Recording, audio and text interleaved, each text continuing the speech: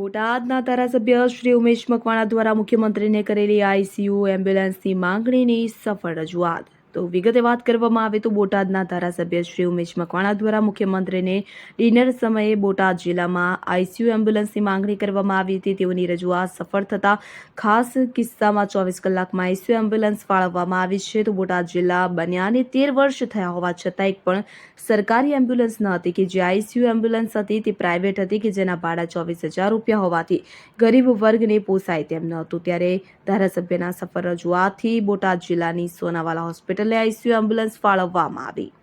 Reporter વિક્રમ સાંખટ, અમરેલી. આજે બોટાદની જનતા માટે ખૂબ જ આનંદનો સમય છે.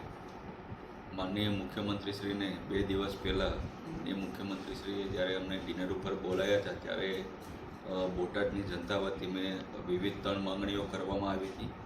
જેમાં બોટાદ જિલ્લો બન્યો ત્યારથી આપણે એક આઈસીયુ એમ્બ્યુલન્સની ખાસ જરૂર હતી. એક આઈસીયુ એમ્બ્યુલન્સની માંગણી કરવામાં આવી હતી. સાથોસાથ માનનીય મુખ્યમંત્રીશ્રીને બોટાદ શહેરની ફરતે એક રિંગ રોડની મેં માંગણી કરી હતી જનતા વતી, અને એક બોટાદમાં સિવિલ મેડિકલ કોલેજની માંગણી કરી હતી. આ 3 માંગણીઓ માનનીય મુખ્યમંત્રીશ્રીને રૂબરૂ ડિનર જ્યારે એમની સાથે લેવામાં આવ્યું ત્યારે મેં કરવામાં આવી હતી.